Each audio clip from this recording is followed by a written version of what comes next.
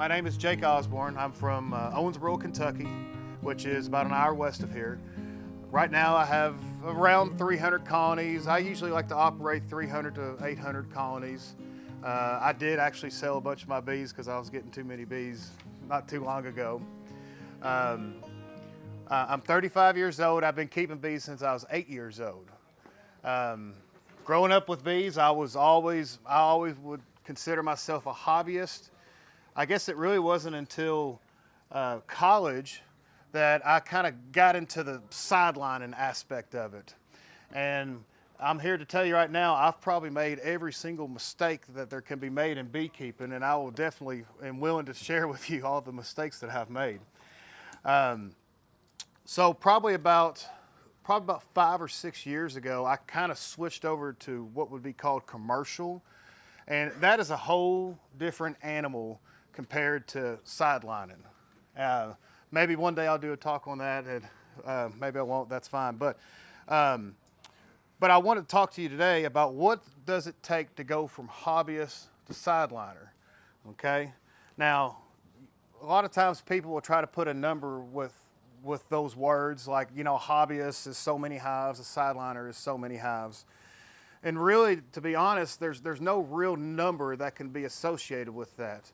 If you're a sideliner, in my opinion, a sideliner is somebody that is able to keep their bees alive and generate a decent income, but not necessarily a full-size income that they can live off of. That's basically my definition, okay? So you have hobbyist, sideliner, and commercial. If you're going to go from hobbyist to sideliner, the number one thing you've got to excel at is you've got to be good at keeping bees. And I'm talking about, and that is very general, I understand that, broad spectrum, but you've got to become an expert at keeping bees, all right? Now, as you know, there's tons and tons of classes and literature and everything and whatnot you can do to become that. But before you spend the money and you make an investment to gain, you know, to get more bees with boxes, frames, the whole 9 yards, don't save your money and just focus on keeping bees alive. Be as good a beekeeper as you can possibly can. Okay, I've seen it happen several times where people are like, oh, they get to doing their calculator out. Well, if I had this many hives and I can make this much honey and I can do this, it's a no-brainer, it's easy. Yeah. Well, no, that don't work that way. yeah. So it does not work like that. So be patient, and before you make this jump, become an expert beekeeper in keeping your bees alive. All right? You know, I got something written up here. If you've ever seen the TV show Yellowstone, I'm sure a lot of you have seen the TV show Yellowstone. Great show.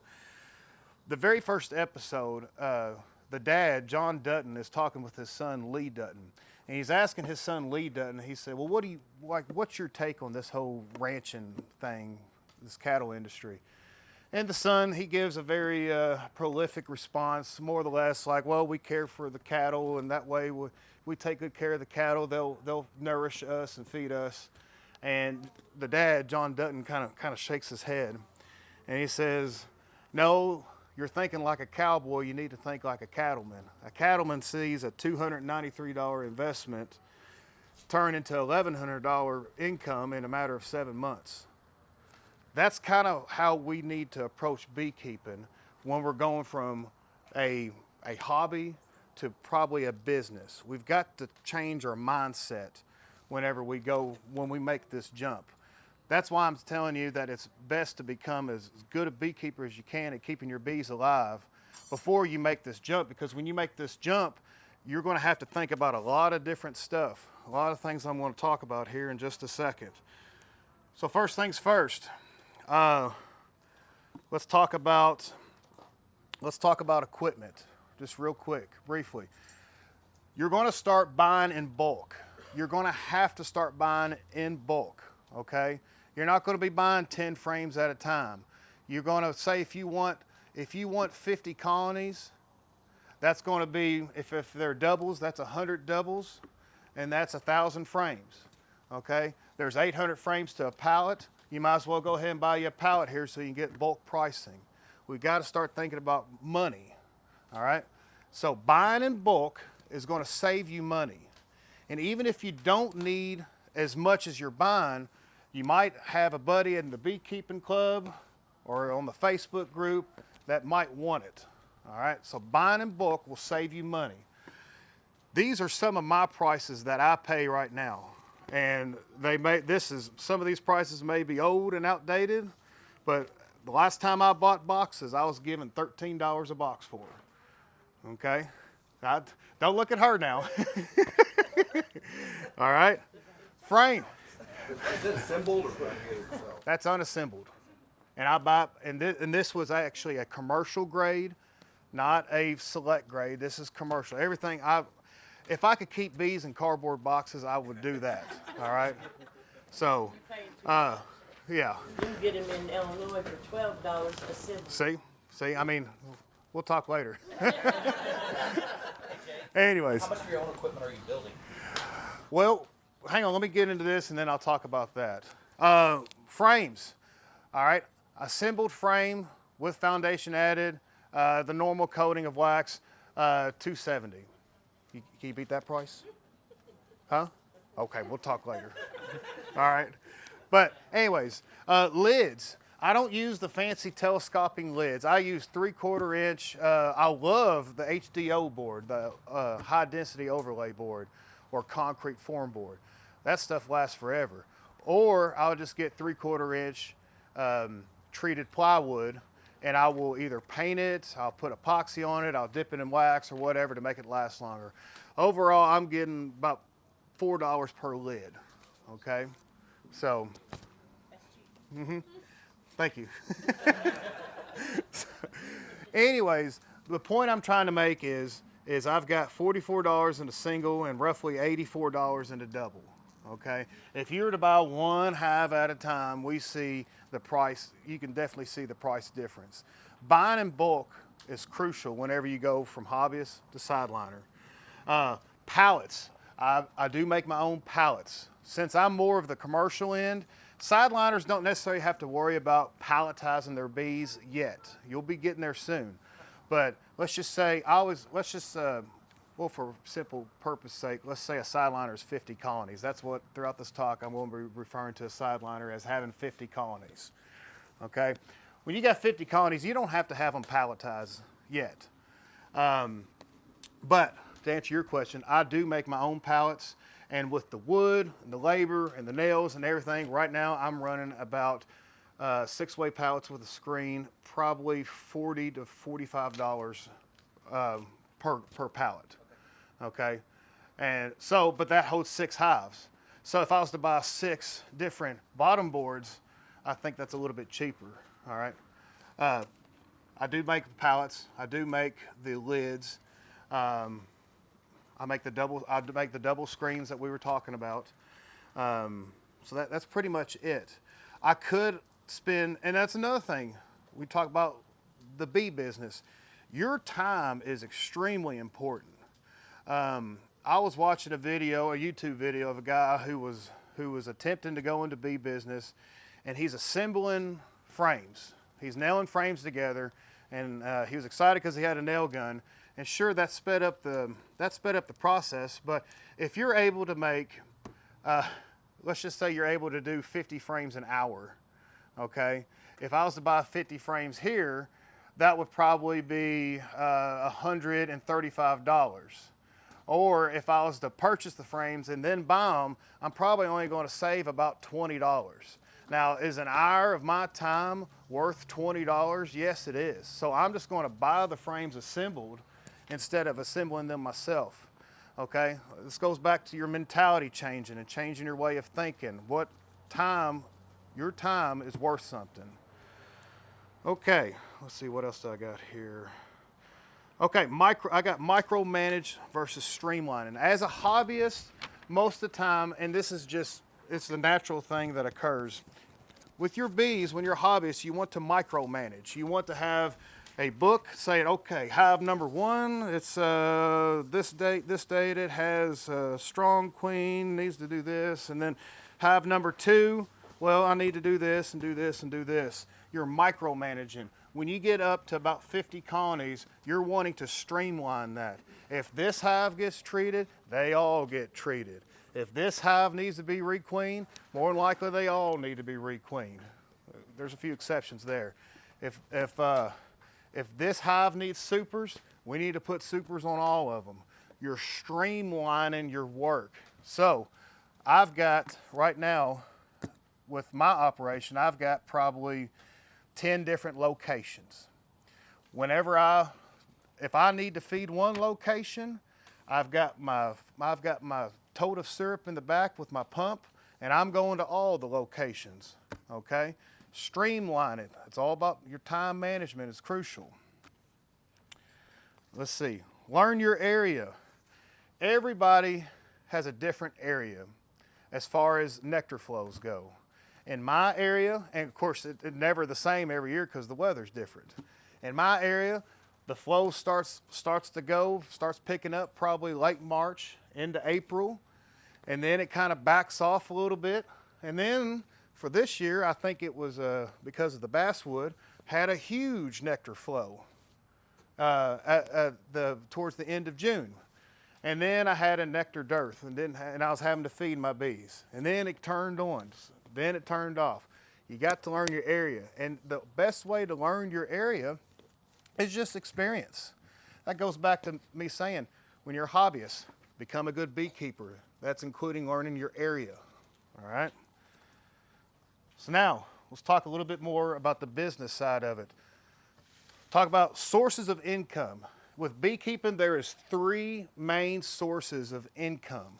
It's either pollination, you're renting your bees to pollinate crops. It's either selling honey production, or it's selling the bees themselves. As a sideliner, you go ahead and X out pollination.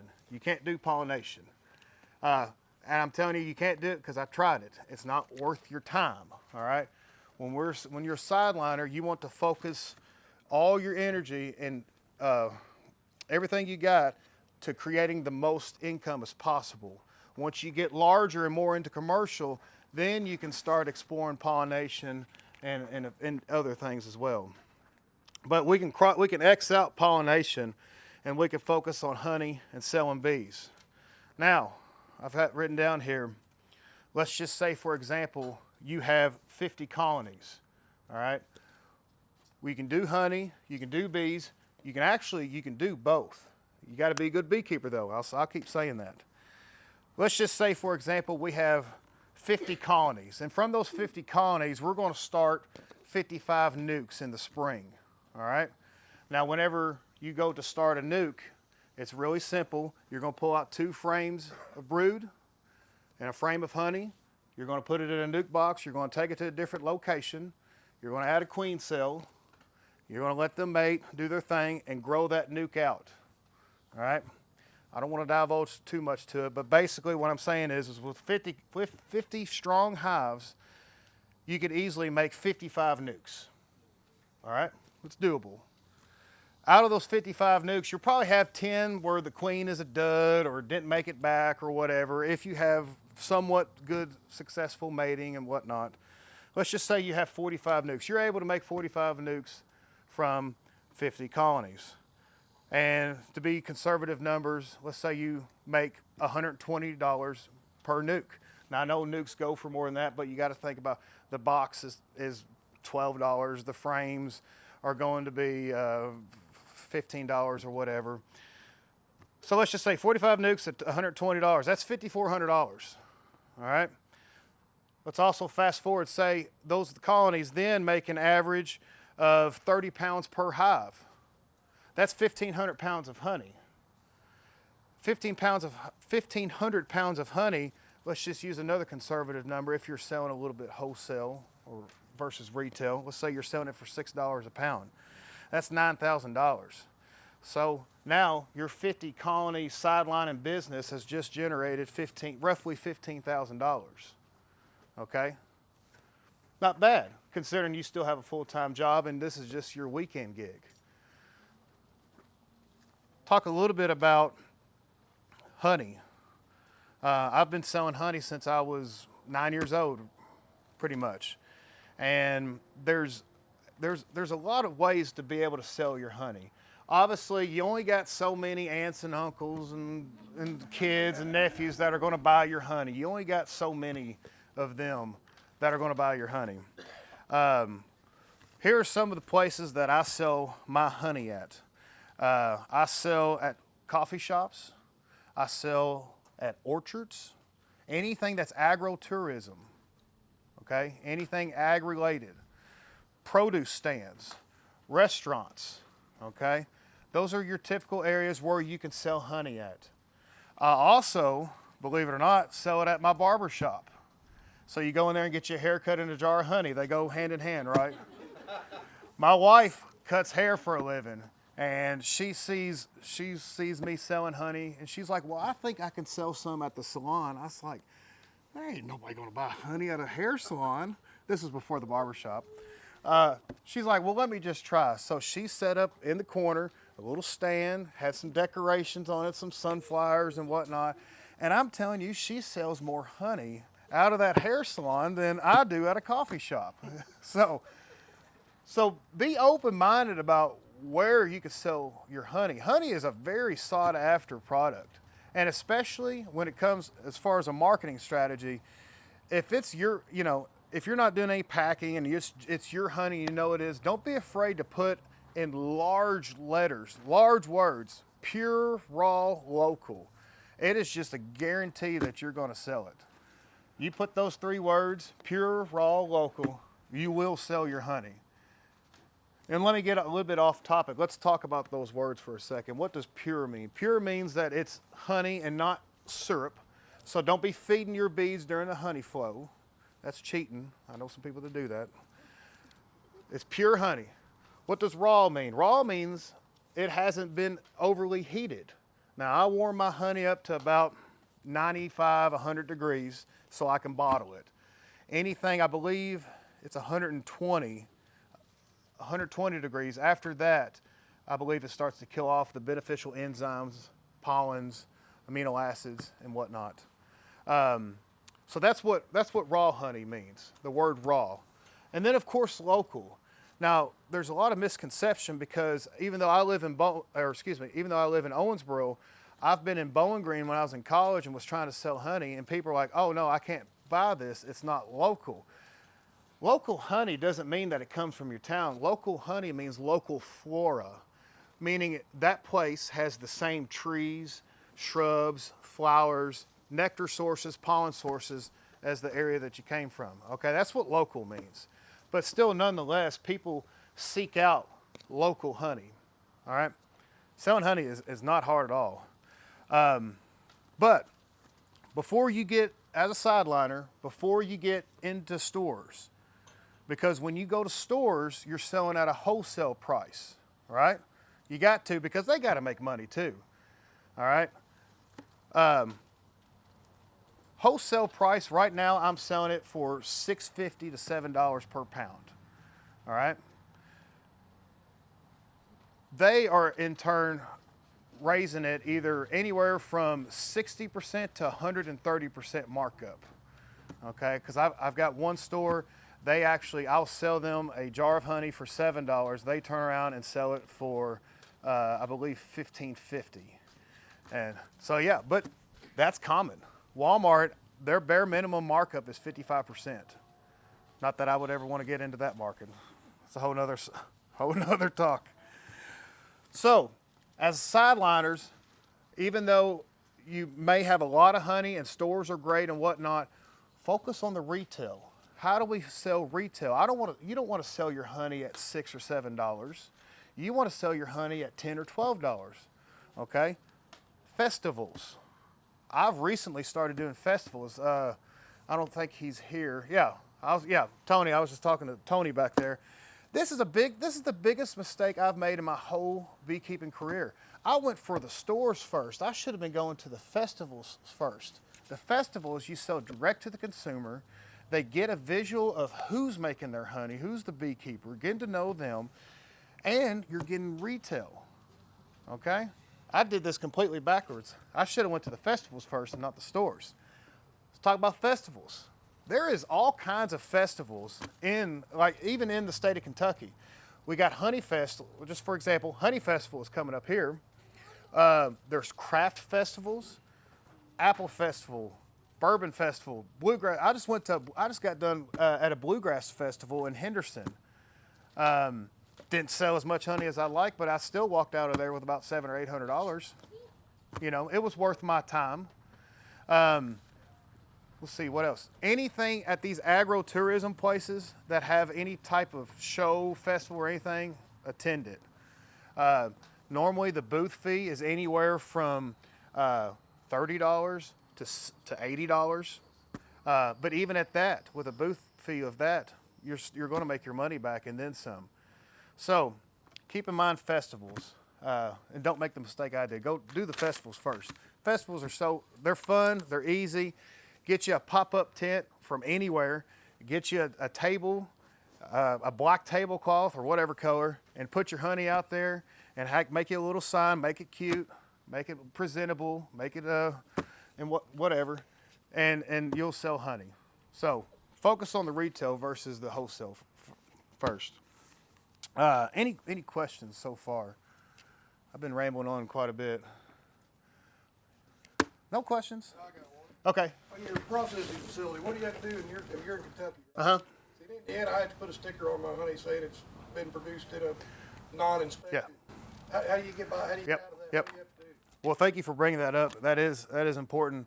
Once you reach a certain point in your honey production, you're going to have a place to process your honey. As it is right now, I believe this is a federal law. Once you make 150 gallons or more, then you have to have a facility that is certified, that's inspected for you to process your honey. But 150 gallons is a lot of honey. A honey weighs roughly 12 pounds per gallon. And even with 50 hives, you're still somewhat below that mark. You might go above it a little bit, whatnot, but you're still somewhat below that. I would say that if you can hold off as long as you can before making that investment, the better, all right? Now, what I have to do where I'm at in Owensboro, we have to have a room that has a floor drain, washable walls. The lights cannot be breakable, so no glass bulbs or you have to have some kind of protective shield. You have to have a 3-compartment sink. You have to have a mop sink. And you have to have a hand washing station or just another sink designated for hand washing. That's it. Okay? You can do that through your check with your local health inspector as far as their criteria. And then also make sure you check with your Department of Food Safety among the state. Kentucky has a Department of Food and Safety. I'm not sure what, Indiana, is that what you said? I'm not sure what they got. Well, I had to take a test and get a certificate just to go to the farmer's market. Okay. But I still have to put that sticker on. Yep. It just bugs the crap out of me. Yeah. Yeah.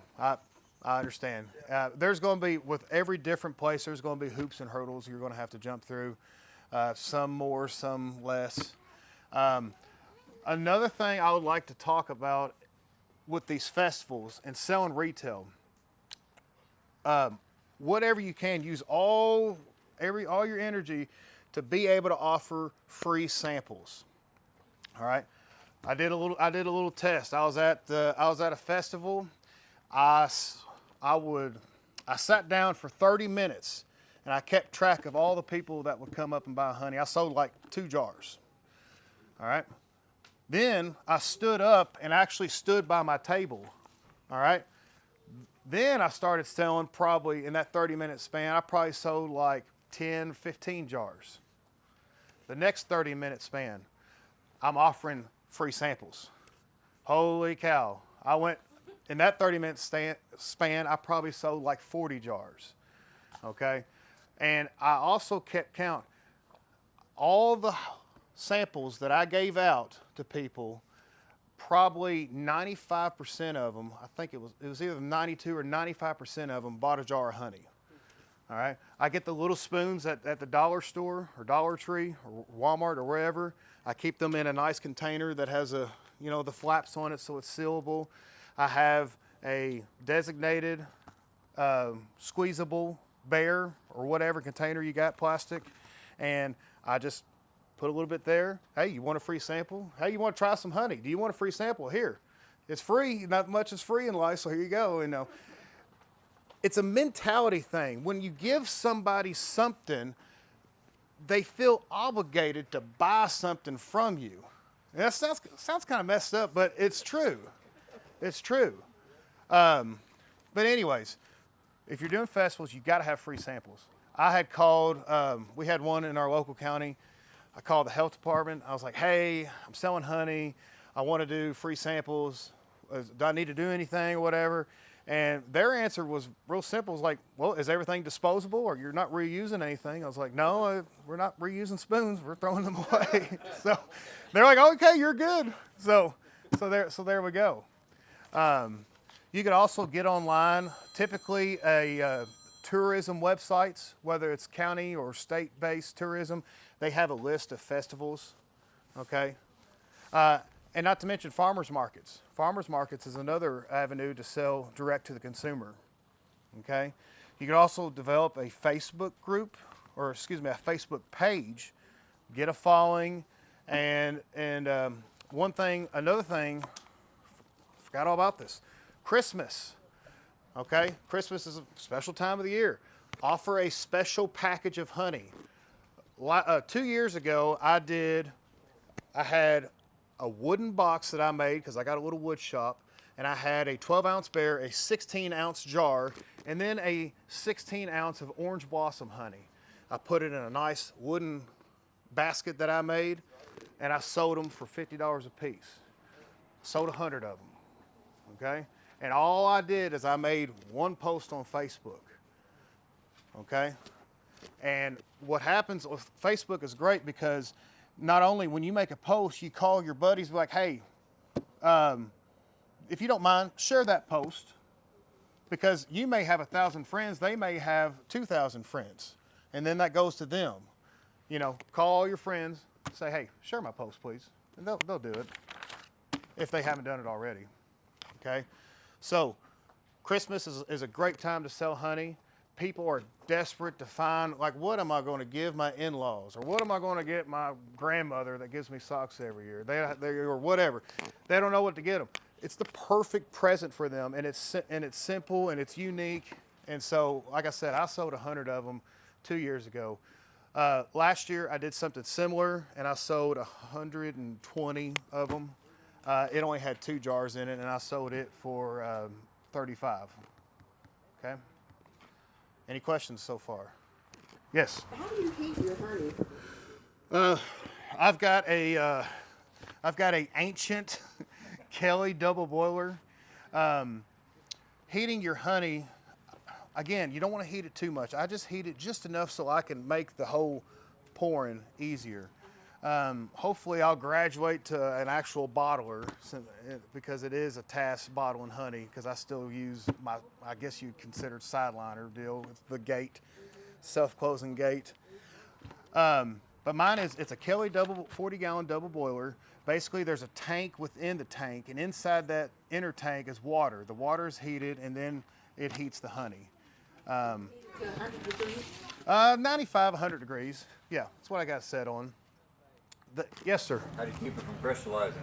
Heat it. So you can- Before? Well, like if you took it all off the hive, you got it sitting in something. How do you keep it from crystallizing? Well, typically I don't have any issues with crystallization until the winter time. Okay. So let's just say let's just say that you have a 5-gallon bucket full of honey and it crystallizes. Okay.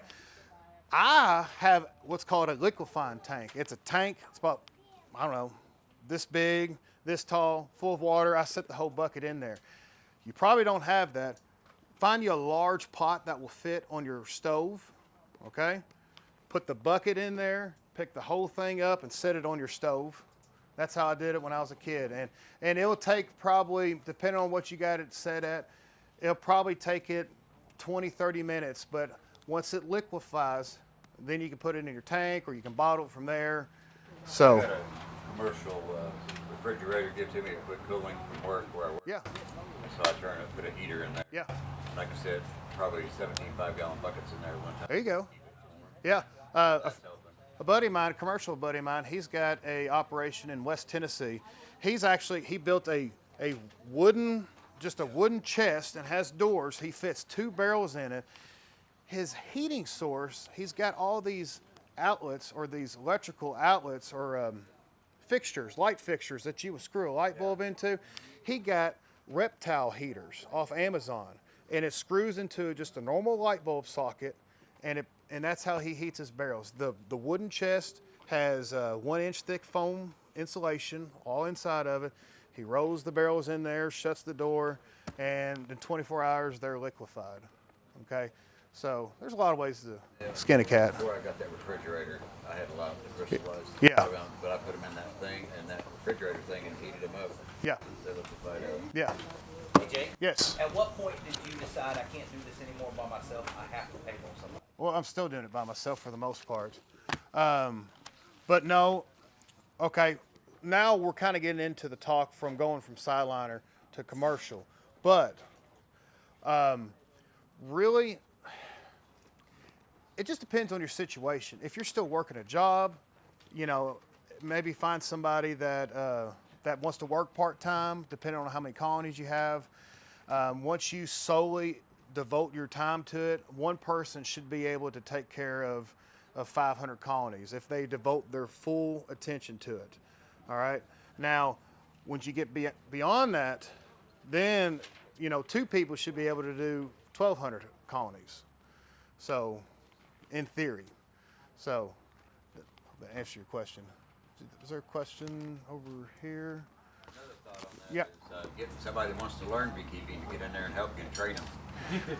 That's Do your work while you train. that's true, but you've got to have somebody that wants to work. So, yeah. Speak and to go on further with that, this year I did have a boy that helped me, and he's still helping me. He was helping me 3 days a week. I had made another Facebook post. I said, hey, I'm looking for a young man that's in school that wants to work part-time. We're going to be working bees. You will get stung, in great big words, so you're up front with them. You will get stung. Also be working on the shop, working on putting boxes together, blah, blah, blah, blah. I was like, there ain't no way I'm going to get anything from this. I had 30 kids holler at me, and most of them were 15 years old. They're like, I ain't got a car, but my mom will drop me off in the bee yard. I was like, well. I found that the reason I So- like your FFA. Yeah, yeah. You can call schools and say, hey, I'm a beekeeper. I need some help this summer. I didn't know if you don't mind, pass this along to your FFA chapter. And then the teacher will be like, hey, kids, if anybody needs a job this summer, here's this. So, yeah, that could easily be done. What else did I have in here? Just to keep rambling on. You had brought up a good point earlier that I wanted to discuss. Singles versus doubles. Well, before I get into that, let's kind of revert back to streamlining everything. You want to also streamline your equipment. You don't want to have deeps, 8-frame equipment, 10-frame equipment, screen bottom, solid bottom, telescoping lids, this and that, this kind of feeder, or this open feeder, or this and that. You want to streamline everything. And what I mean by that is my equipment, I run nothing but deep 10-frame hive bodies. I do have medium boxes. That's just because it was left over from my transition from hobbyist, sideliner, now commercial. If I could do it all over again, I would have nothing but deeps, even my honey supers. I'd keep them as deeps. That way everything is interchangeable, okay? So you don't have to have all these different tools or all this different equipment to make it work. You can make it work with just doubles. Yes? You do have the muscle for bees. No, I don't. What are you talking about? My medium I understand. 6 1/4s are so heavy. Yes. I cannot hardly get 6 high. Hey, I understand. I totally agree with you. I was just saying, if I could do it all over again, I would do that. But I know for other people, maybe they want to, lighten the load and go with mediums. So Transition to retirement. yeah, real quick. Yes, I agree. I am selling hives that's only 2 frames wide. Yeah. I guess they're light enough, aren't they? For me, Very well. So he had brought up a point that some guys, or excuse me, some sideliners and even commercial guys, they kind of deal with, well, do I want to run single story colonies or double stories? And again, there's pros and cons to everything. Now this is all standard deep 10 frame equipment, but some people would rather run singles. There's a little bit more work with running singles throughout the year. In the fall, if you got to make sure that your colony population is up to par, meaning you want it to be full of bees, 8 to 9 frames full of bees, but you're also going to have to be feeding that single a lot more. You want it to be pretty darn heavy going into winter. The double hive, it's a little bit more forgiving, and that's why I like it. Because typically, if that top box is full of feed, going into winter, that's enough for them to feed on in the wintertime. In the winter times, I will, on a warm winter day, which these winters we've had here lately are a little bit warmer, I will liquid feed in the wintertime.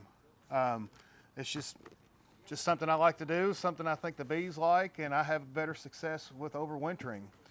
Conversation problems with that? I don't because condensation is a big worry with overwintering colonies. However, if you have a strong enough colony, they'll take care of it. It's fine.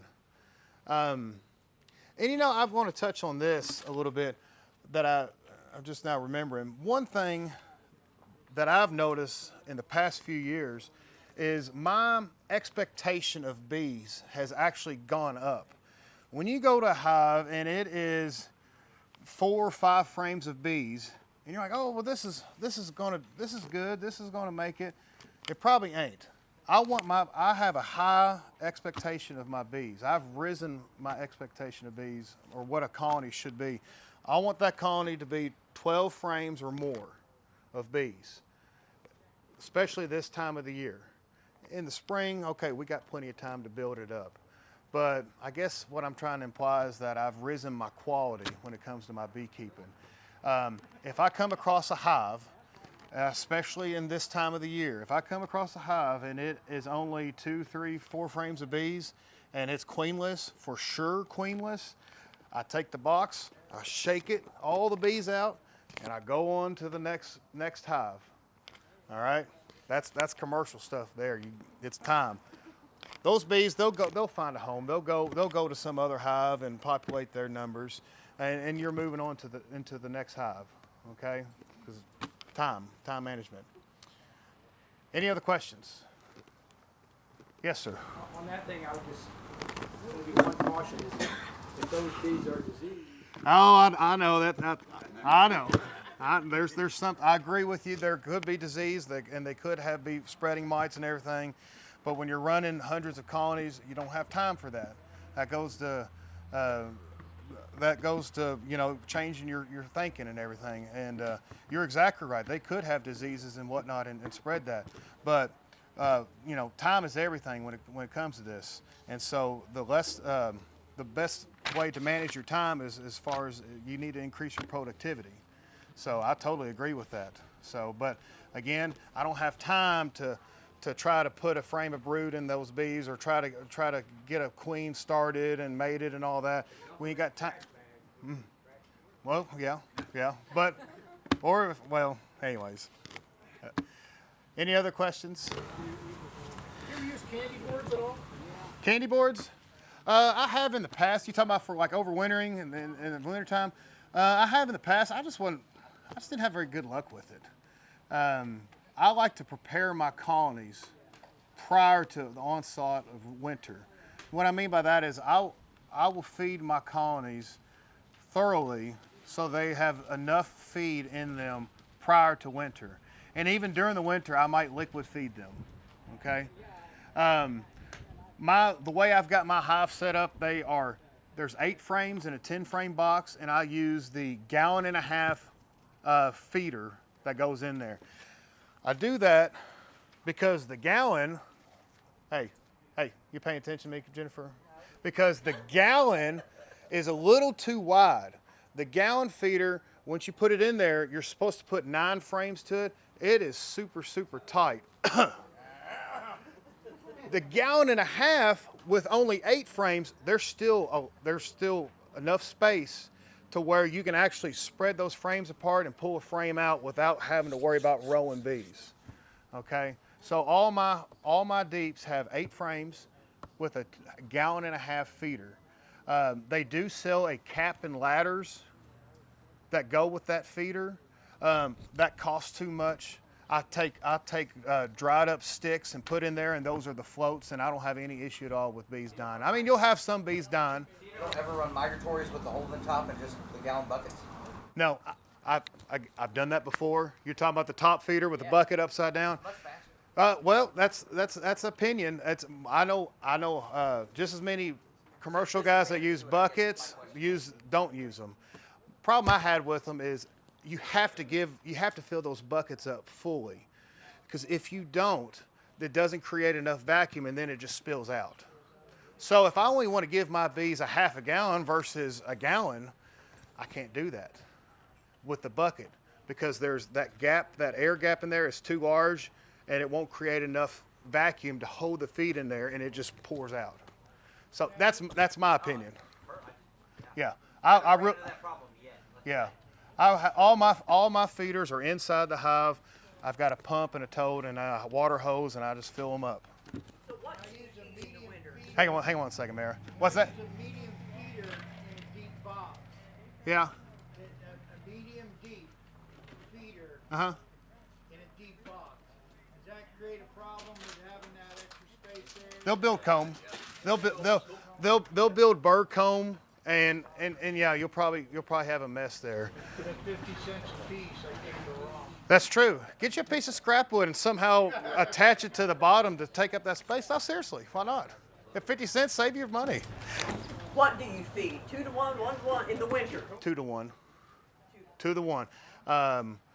And that's, well, excuse me, 1 to 1 most of the time, 2 to 1 if in the fall when I'm trying to heavy them up.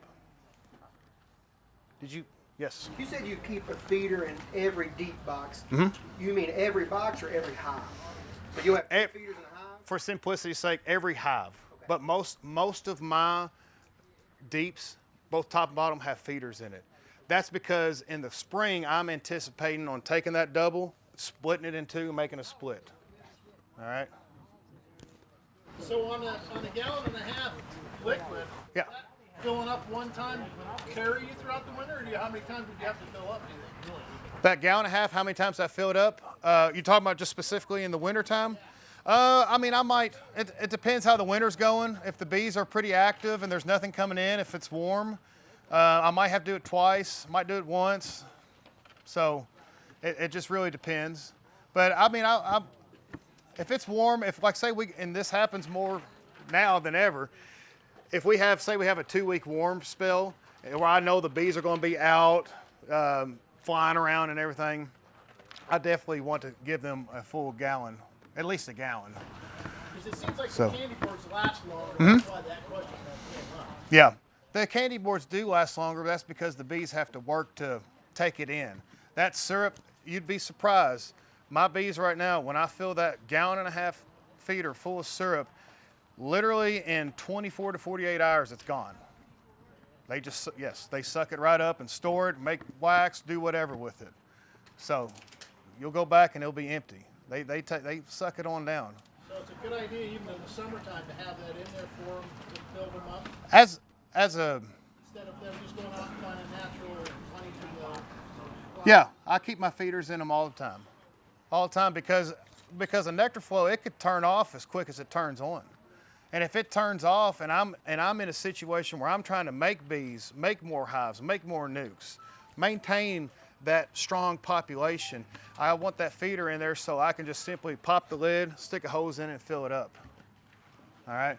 But I'm also very, very adamant about not feeding during a nectar flow. If I have supers on the hive, no matter what the condition of the hive, I cannot feed it because I want to sell a good, pure honey product. Right, and that's why the question about the summertime, because then you're gonna be mixing that Yeah, honey yeah, yep. with that, and it's gonna be weak. Yeah, no, I understand what you're saying. The supers are on, I don't feed. If the supers are off and we're in a nectar dearth or whatever, I'll feed. Can you overfeed? Yeah, you can overfeed. You can overfeed, but you would have to spend a lot of money to overfeed. But you can overfeed. They can become honey bound or syrup bound to where the queen has nowhere to lay. That happens occasionally where the nectar flow is so heavy, the bees not only fill your supers up, but they fill the brood box up. Then the queen can't lay, and then the bees think that there's something wrong with the queen, and they kill the queen. It happens on canola, if you ever have any dealing with canola. All right? Yes, sir. What about open feeding? You had to... Yeah. I do a little bit of open feeding. There is, what you were saying earlier, there is major concern with transmitting mites. If you're going to be open feeding, you better be on top of your mite situation. However, the pro to open feeding is the act of the bees leaving the colony, flying somewhere, getting syrup or whatever, bringing it back to the hive, stimulates the queen, which stimulates the hive growth. So, but the con to that is you really got to be on top of your mites, because if one hive has a mite problem and you're open feeding, they're all going to have a mite problem. Okay? Any other questions? Okay. All right. Thank you, guys.